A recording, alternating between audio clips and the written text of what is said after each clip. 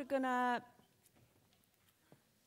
delve deeper into the topic of today's design talks, or this year's design talks, on the magic in a creative process. I want to encourage all of you to participate, to ask questions. I know this is the National Theatre, but hopefully we've been together for long enough today so that people feel comfortable jumping into conversations. Just raise your hands if you need my attention. I think I will begin by... Sæll, ég var ekki búin að taka hendina þér. Hi, ég Hrund. I think I want to begin by asking one of our three guests on stage maybe to start with some questions to the speakers, and feel free to jump in as you wish. Maybe if I can ask you, Halldór, if you want to start with a question to the speakers. Jump in. Yes, hello, I'm Halldór, and I was introduced as a performance artist and an author, but I'm also in advertising and terrible stuff like that.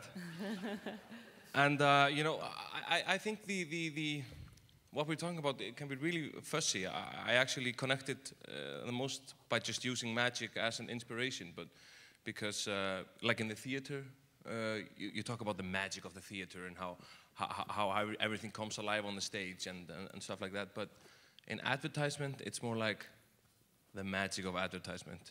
You're lying to people. You know, we do a little bit of magic there, and no one will notice it, and stuff like that. So, but I also noted things down. You were talking about how to create time to develop ideas. In advertisement, we would do that by shooting the client. You got to start somewhere. You got to start somewhere. But I wanted to ask, when does an idea become too developed? Or isn't it possible? I think when it can be safely abandoned. When it can be safely abandoned? Yeah. Okay. So you have some ideas that really take on a life of their own. You say, okay, well, we need more time to develop this. And it can go in either a very predictable direction, say, okay, we want to achieve these very specific things. Or otherwise, you can be working on something and go, well, okay, this is really not going anywhere. Let's abandon it. And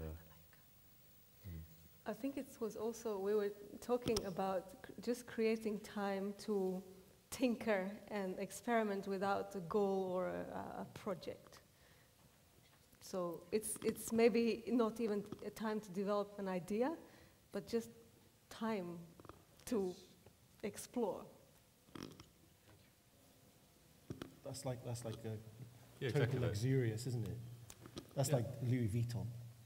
Yeah, but I think it's also the question of if you kind of. I'm not saying good or bad. I mean, I'm just curious because I always want. Well, I always start off with, please, somebody give me 2 weeks. Oh, no, that was too greedy. Just 1 week will do. No. When you get desperate, just please, damn, 1 hour will do. But I wonder if you have got more time, you will ever think, I've got it. That's that time. Just that's exactly the time I needed extra.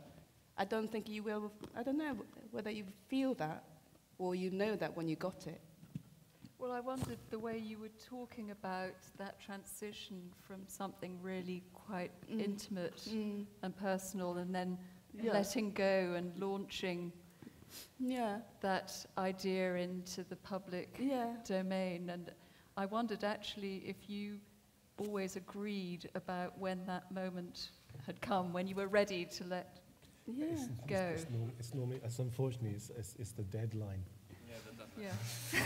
A famous Icelandic author, Einar Kárason, said that it doesn't matter if you get 3 years to write a book or 3 months. It's the same book you're going to write. The nervous breakdown is just going to be shorter in the last one. I thought you kind of made a point there, you know. Okay, maybe if I can, is there any question from the audience now? Do you want to pose immediately? Nobody shouting? So if I can ask you, Hildegunnar, I know you have some thoughts. There's been kitchen up there the whole morning.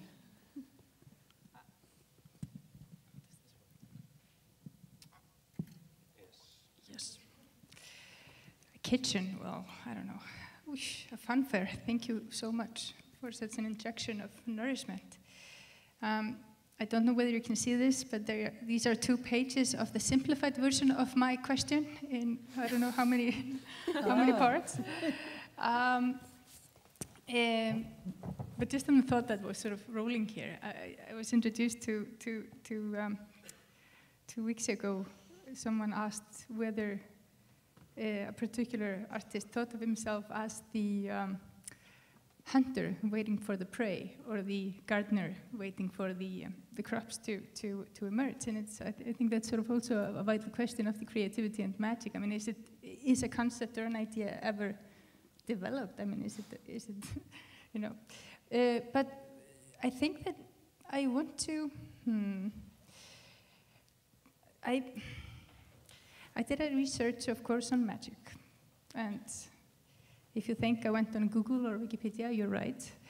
And what I found was, of course, I mean, no new truths. In pre-Western thought, there was no division between religion, science, and magic, of course, and then we started to complicate things.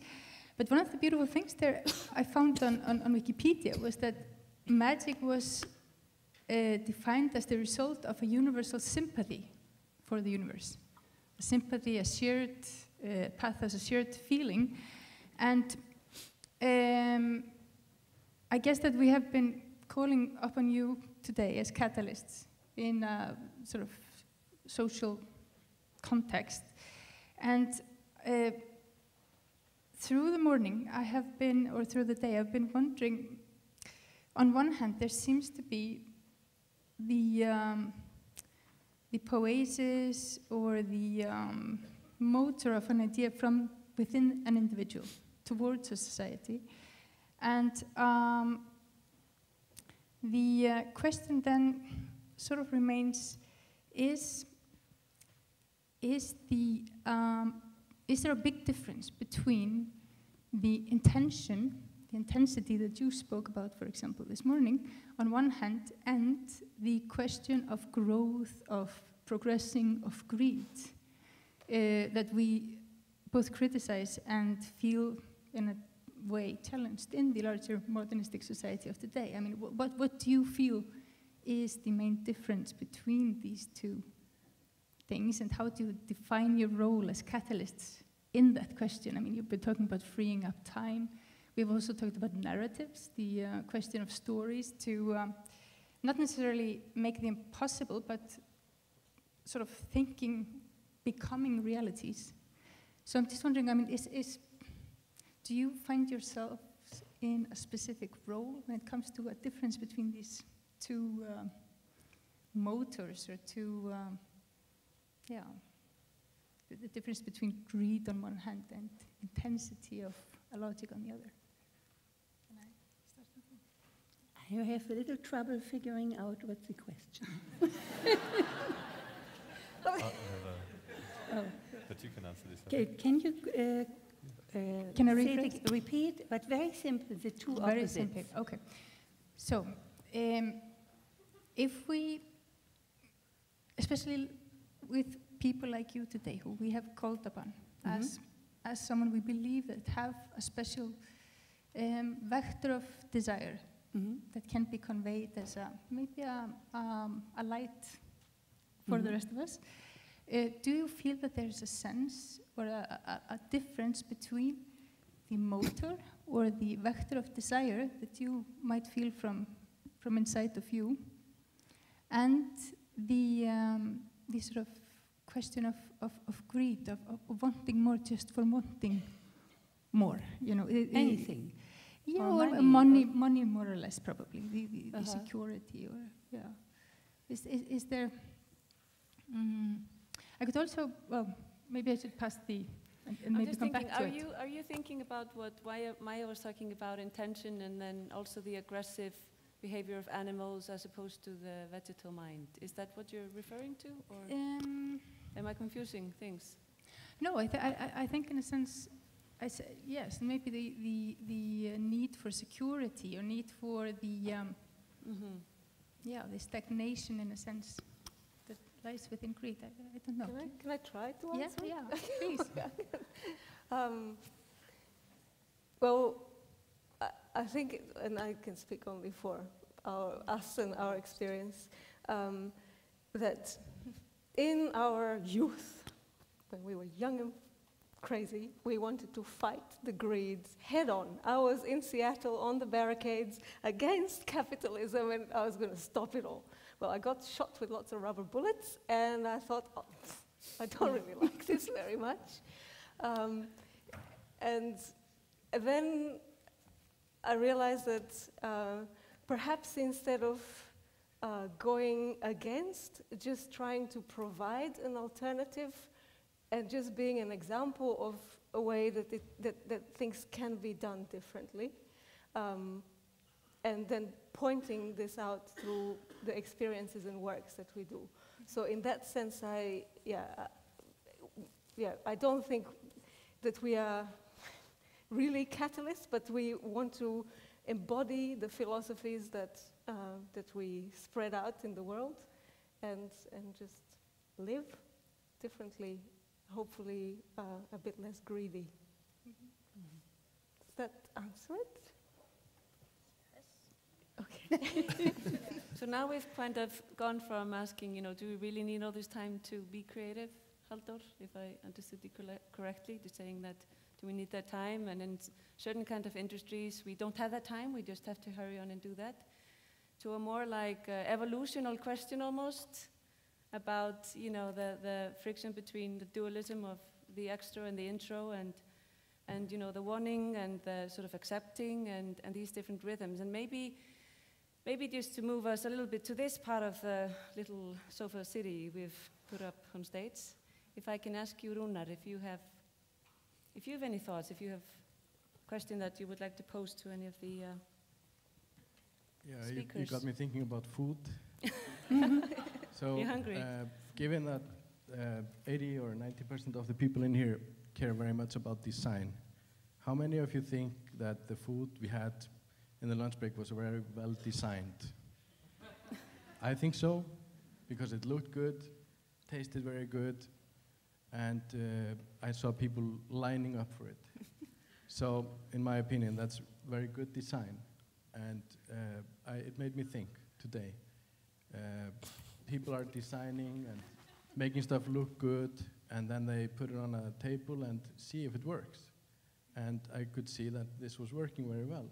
Everyone liked the food, and people were lining up, when it's my turn. And I found out that you can actually go to the middle of the table instead of being in the line. That's where it all went. Exactly, there was an empty spot, and so you could just always go to the middle of the table. But it left this thought in my mind, okay, let's say if all the people in here like the food and they all care so much about design, I know the chefs, they really care about the way they make the food taste and how it looks. But how many of you know what restaurant the food came from? Oh, that's pretty good. Just a check. Has it got something to do with you, by any chance? No, nothing. I'm just curious, because in my opinion, magic in design is something that is very hard to grab and very hard to prepare. And when it happens, we're all very happy and we like to communicate it or share it with as many people as possible. Or I say that because what I do for a living is marketing what other people create. So I'm not a magician. I'm an assistant in the kitchen. So I'd like to ask, now that I've asked the audience how many of them know from what restaurant the food came, I'd like to ask the two of you.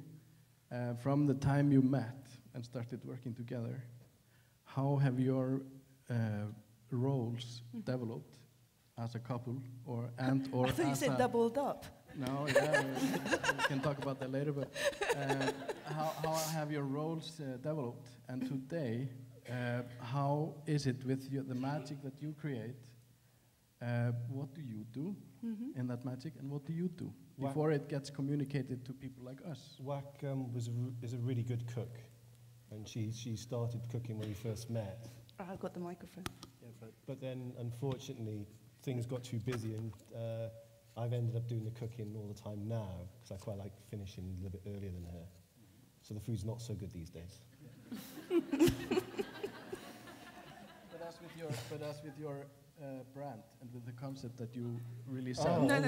Back to that now. No, literally our supper. Now that we've seen that, from my point of view, the way I see it is that you create patterns. Yeah. Do you create all the other stuff? The videos, the communication? I do the birthing part. Okay. And then he can just make it into public domain. Yeah. So we kind of we both came from the very beginning, like we said, physically we needed two people because we need to physically pass a squeegee across the table. It became very, very obvious that Wakako's draftsmanship and her colour sensibility was way far more progressed than mine. And I was very, very happy to oblige one person's identity with my company from the very beginning. Knowing that the way that my work was, and my strength in myself in developing the business creatively, not as a businessman, as a creative player, which is maybe where we're still at now, that we need a creative businessman as well with us to get us to survive for 20 years. And it did take about, say, 2 or 3 years to really get to grips with it, for my own kind of ego status.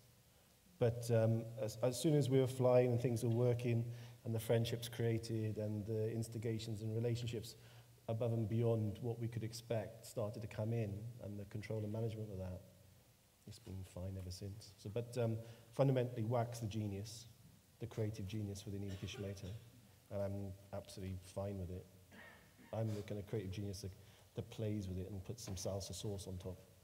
So you kind of create magic together.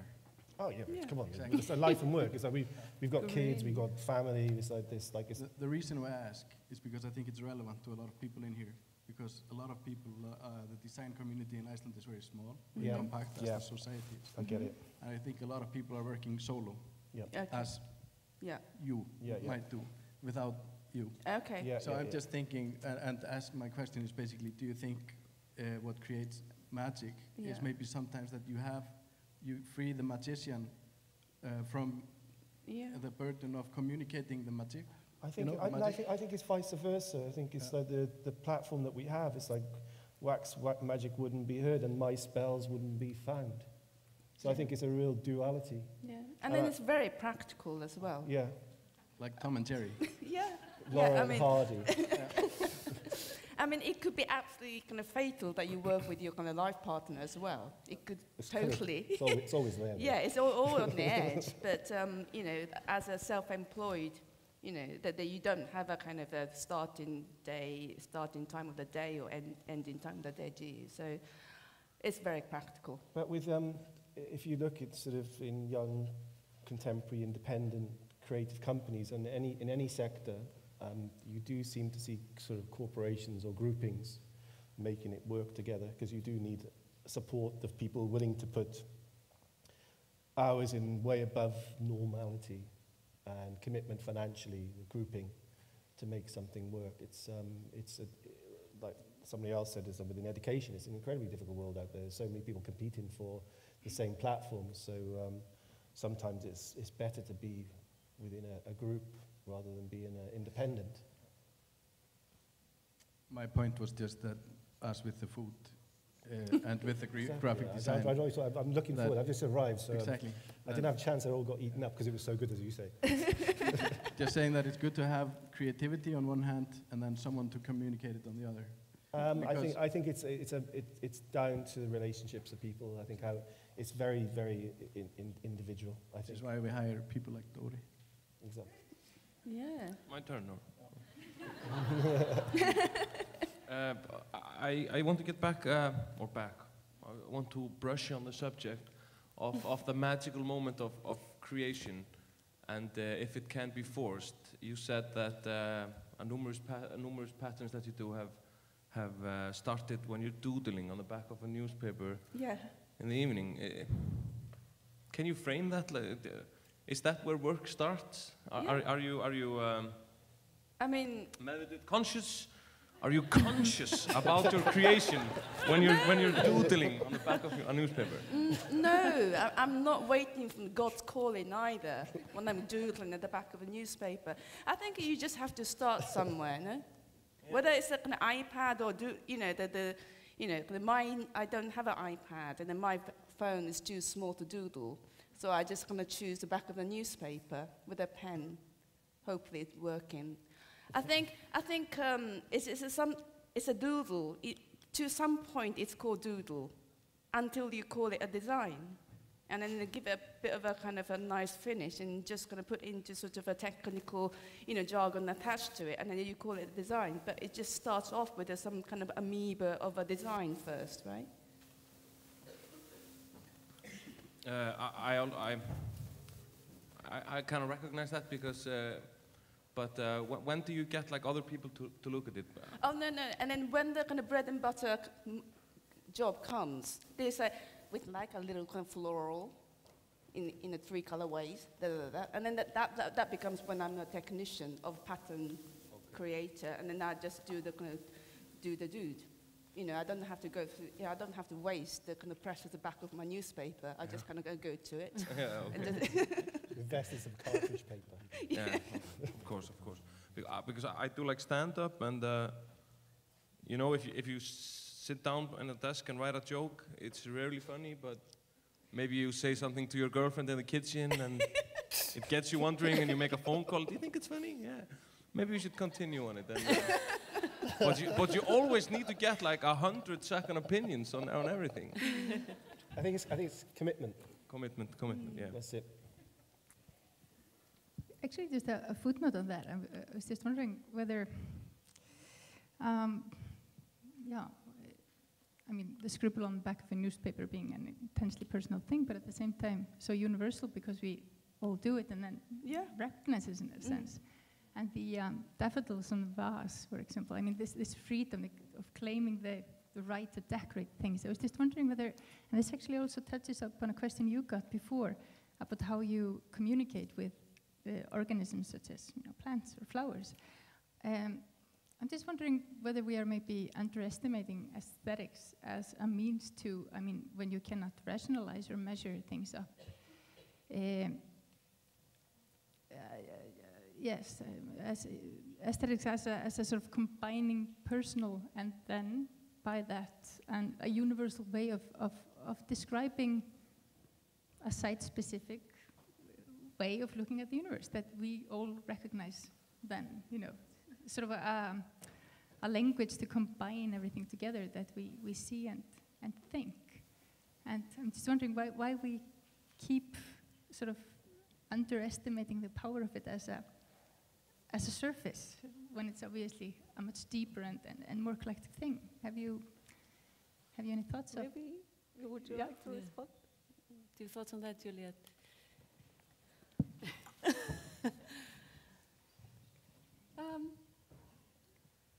I'm not sure I quite get the question, but as you've been talking, I'm also thinking that when I'm curating a show, I go through that same kind of transitional moment where the thing is just coming together. And actually what helps me is when I have to fight back and other people try and change the shape or aesthetics or the dialogues that I'm trying to create. And I have to really fight because it's in my head. I know where I want to go with it. Mm-hmm. But is it a collective thing? Is it something that becomes in the conversation? Sorry, is the personal thing to feel, or is it sort of something that becomes in the conversation, in the dialogue? Do you become I find engaging with others is just a way of helping me really come to a more finalized shape. I need that feedback and interaction with other people who have very other skills in, in the curating world. Okay, I want to take one question from the audience. Sigrún, if there's a microphone. Here, for her here. No, Sisi. Yes, thank you. Well, I've been thinking, I think all of you have, in a way, been talking about the in-between space, maybe between creation and analysis. And so I was wondering, what do you think about that? Is it there where the magic lies? I mean, there isn't really any creation without analysis, as there is no analysis without creation.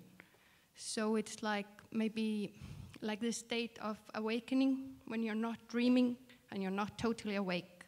Isn't that the magic moment you've been talking about, really? Or not? I think you assemble in your life and in your work lots and lots of material, which you have in your head. And this visual thinking or combining some of this stuff and then sketching, then something might come together and say, yeah, there it is. But there is a very long time attentiveness of taking things, assembling things in your head, from which you then are nourished. I want to maybe just draw up on that, Inga, and just to ask, we discussed it a little bit earlier today, but the time that it takes for things to happen, whether we call it creativity, some kind of state of mind or magic, all of you have talked about it one way or another, that there's something there, and you scribble on a paper, or you actually are aware of the fact that you need that time to engage in a project, and you create a new project that's called We're Not Doing Anything or something. You know, I can't remember the exact title, but just to give the space, just to say, sorry? Doing nothing. Doing nothing, I love it, that's my next job.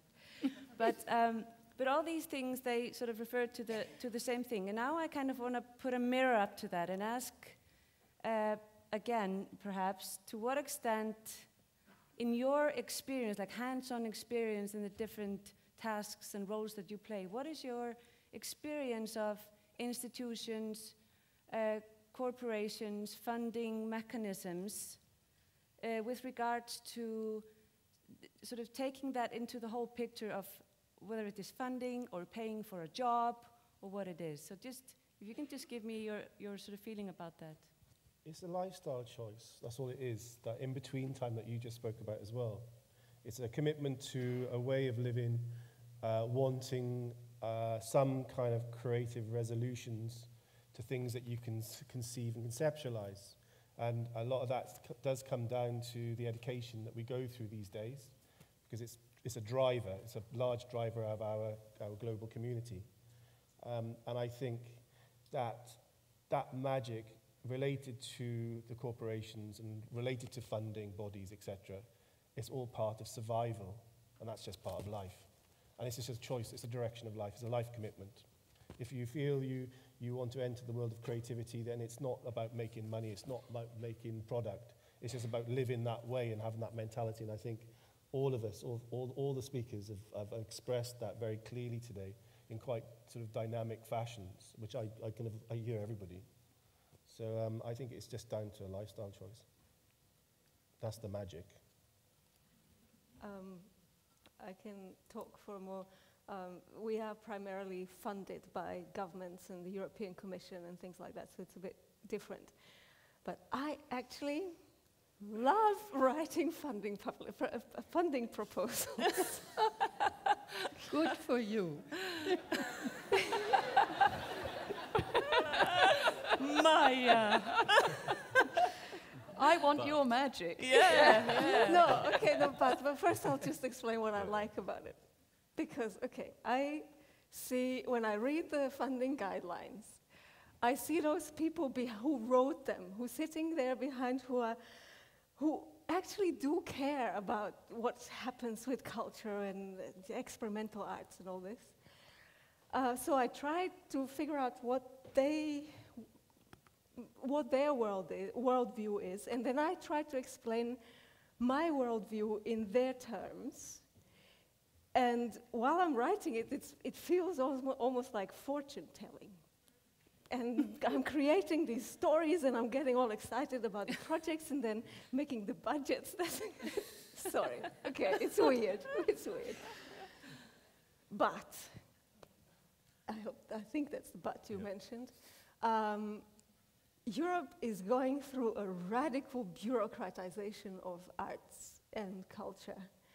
The amount of administration that has to go in justifying what you have done after you've spent all this time working on things is crippling. We just had an audit from the European Commission that has taken us 3 months in the middle of that borrowed scenery project. So we were trying to communicate with plants, and there were auditors sitting in our studio going through our dirty underwear and saying, it is not eligible to use screws in an installation. So it's attention.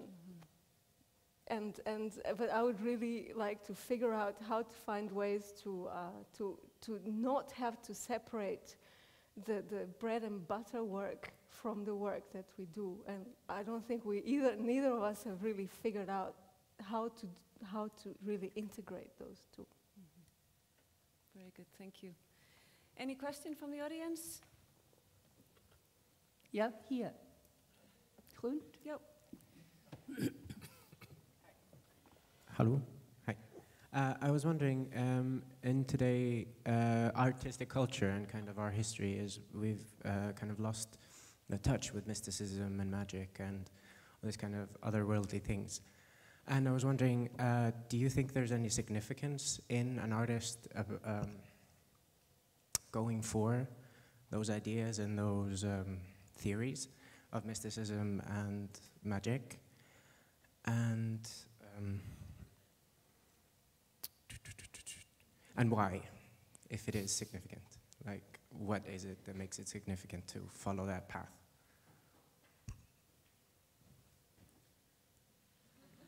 Well, this mainly pointed to you, but it's also like to other artists if they have ideas about magic and that. Each to their own. Yeah. Each to their own. If you want to go with that shaman beat, then do it. Come on, it's just like this. You find it. You find like the stories and things. You find what sparks you, what gives you kind of light. And it's like find it and follow it. It takes you different ways. Any other thoughts? Yeah, I would say that to really follow that. Sometimes you don't know what it actually is you want to follow until you start walking down a particular path, and maybe that is starting off with the theory of mysticism and magical practice, but I think the important thing, particularly with mysticism, is that most of it is based on very practical, direct experience of these things, rather than abstractly analysing something. And I think this is also where there's some tension maybe in the art world, because there's very particular ways of analysing and conceptualising artwork, and whether that fits with a mystical worldview or not. I have my doubts, but if you actually take some of these practices and just try them out and see where it leads you, you may end up with some interesting work. You may meet some strange people. You may have a great time. You may also end up in a psychiatric ward. But yeah, I think each to his own. Again, but try it out, see what happens. And see it as a craft. Yeah. I think that's something also that's coming through all of the talks. Magic is a craft, or whatever you want to call this thing. It's about the practical experience, not something out there, abstract. I am very... Hello?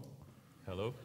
I'm very afraid of the word magic and very afraid of mysticism too, but you know, sometimes when artists talk about their stuff and they're like, oh, it was just magic in the air, it happened like that. And I think it's, you know, it lacks responsibility or something, so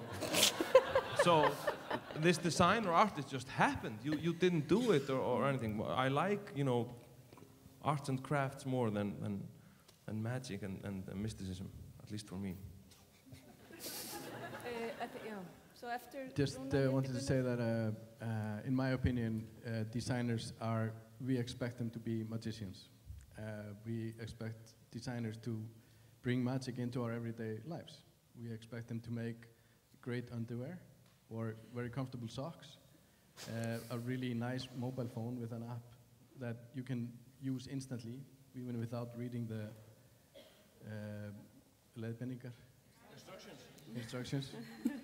So we expect designers to bring magic into our everyday lives, and we expect them to do that in a timely manner at a very affordable price, and it has to be affordable, and so on and so on. So it is a lot of magic that goes into designing just whatever we consume on a daily basis. I think that's very often overlooked, and we're all looking at, you know, I would agree that any communication with a plant would be magical, and I am glad that someone is working on it. I very much appreciate it. But I have been privileged to work with a lot of designers, and I know a lot of designers, and I've seen two different things. For one, like magic is not the same for you and for me. People define magic in very different ways. I used to work with people who would create stuff that we were then going to sell. Now we sold that company to Procter & Gamble, and they gave us a manual, and it's the manual of how to design product. And it's just a process. It's just a process. First, the marketing people go out and find out what do people want to be designed. Oh no. Then bad approach. Yeah, but it's just a different perspective, you know. It just depends on, and they call that magic, you know. So we don't even agree what magic is. We don't even agree what design is. So I assume we should all go out and have a big fight about it. But maybe that's the beauty of it. The last question, if you want to quickly hit the Gunnar, and then I will have to wrap up. Okay, very quickly. Yeah. I was just wondering, it's been discussed quite a lot that in today's society, especially in the school system, but also, I mean, all around us, we are maybe missing out on the relationship between a mentor, a master, and the disciple, and that people are sort of run through the system and then sort of shut out and supposed to be able to do lots of things and feel a little crippled in their making. Is that something that you would second? And if you do, maybe might that be the reason that we see so many couples, I mean, so many social structures of built-in trust, like siblings or couples coming out and making their voices matter in society today? Are you asking the couples? Should I begin on the end?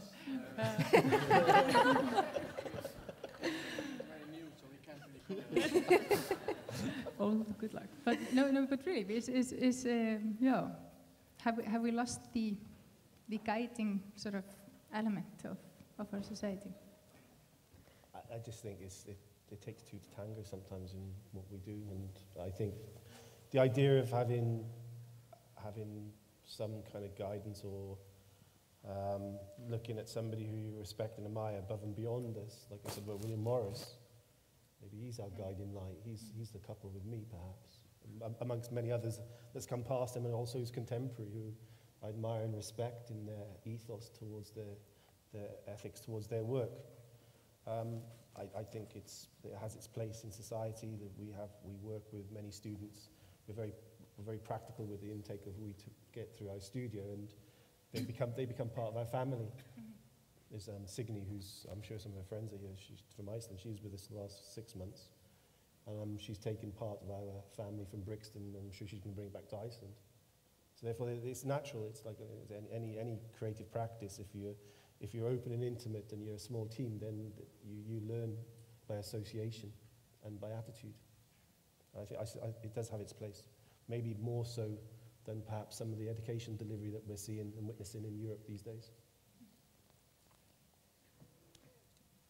Can I answer as well?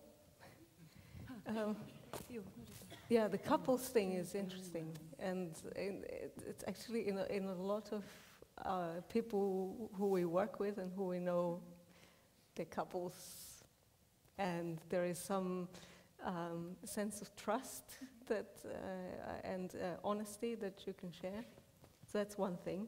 The other thing about the mentorship and apprenticeship, we actually started looking back at the medieval guilds and the way that they were working in kind of people who started as apprentices, then they became journeyers or journeymen and traveling around learning and also kind of pollinating practices around Europe, and then becoming masters and becoming sedentary and teaching others. And we started actually a project with several organizations around Europe to have this kind of more informal learning where people from different so the difference with the guilds is that they were very closed. They were based on kind of trade secrets and things like this. While today, in an open source society, it's important that ideas are shared, and also that it's the other difference is that people from different disciplines can come and become apprentices. So we had a banker who wanted to become a creative computer programmer, who became an apprentice of someone who didn't know anything about banking but knew about creative computer programming.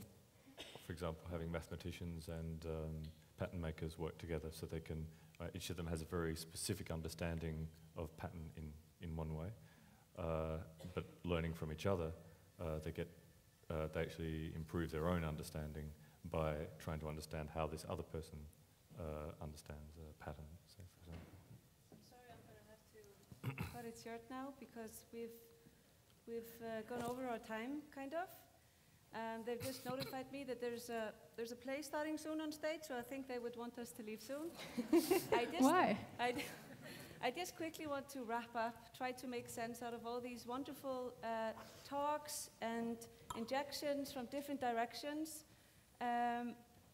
We started by going through the art of seeing. We were told where truly seeing is a tool.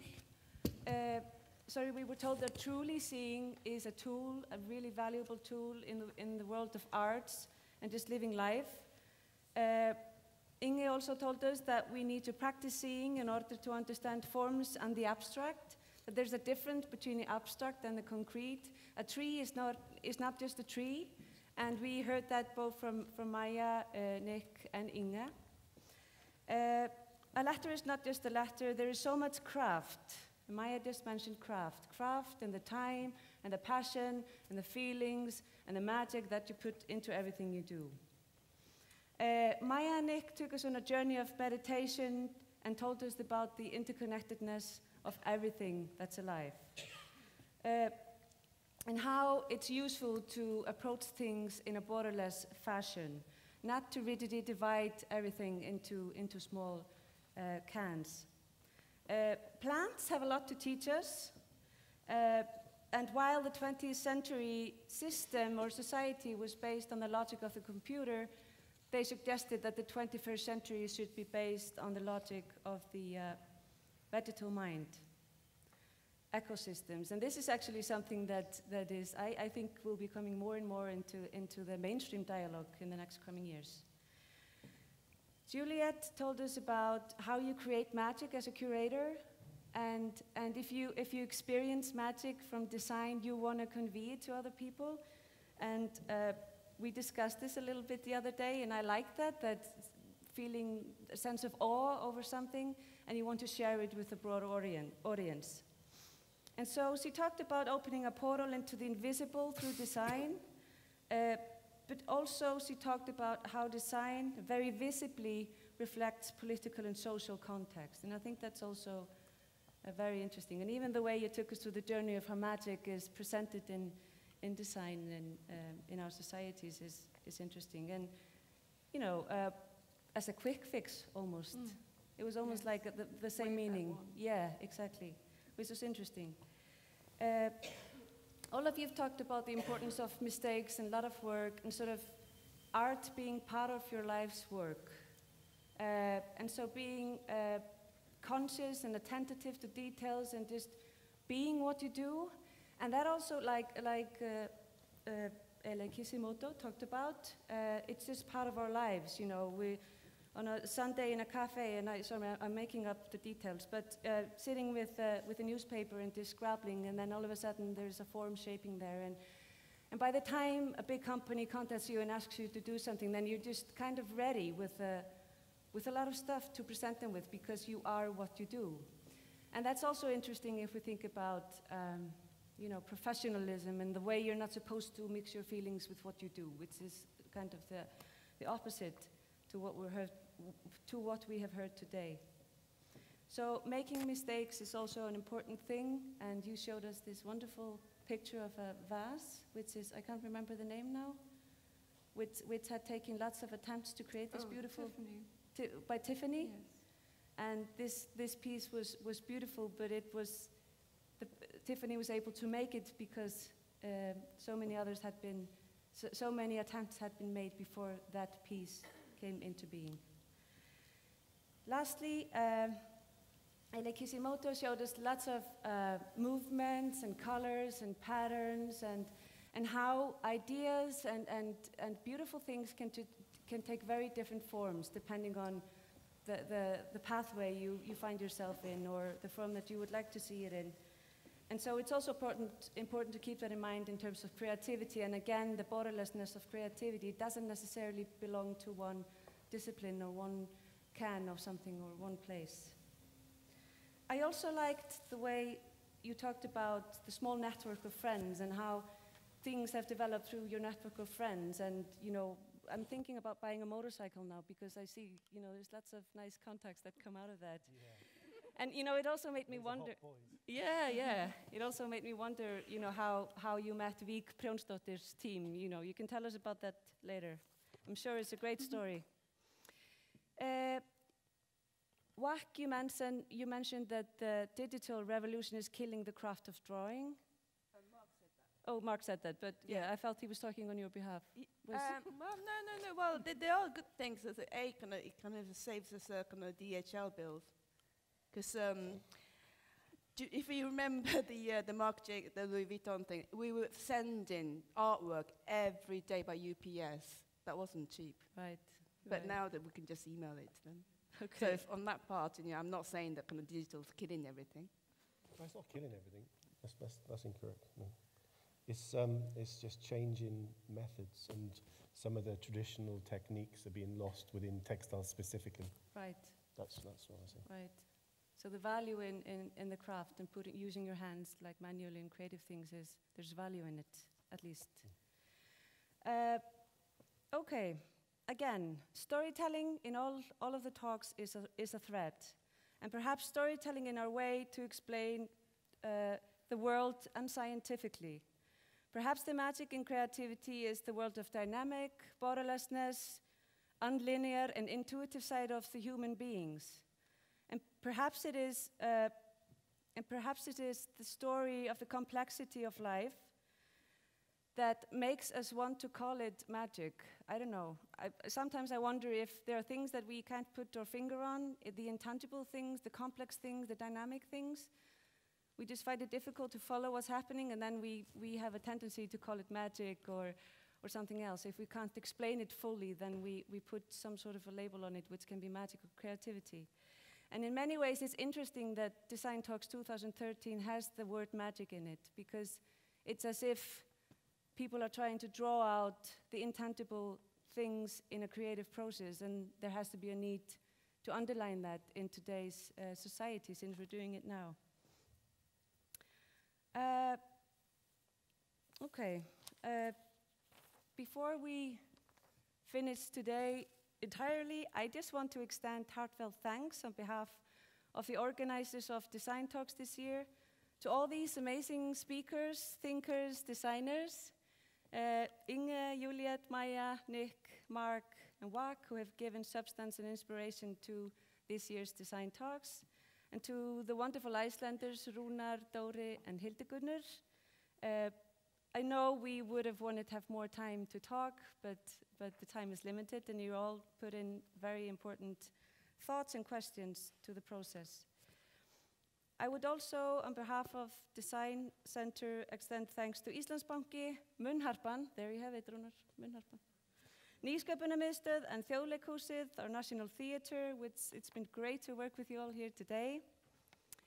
And to the committee behind DesignMarch, Borghildur Sölvey Sturludóttir, Steinunn Sigurðardóttir, and Haraldur Sivilek.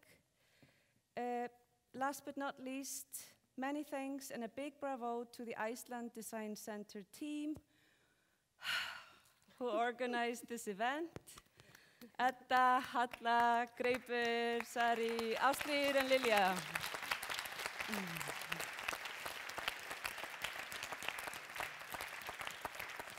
It's been a pleasure and a privilege to be with you today, so I thank you. Thank you all.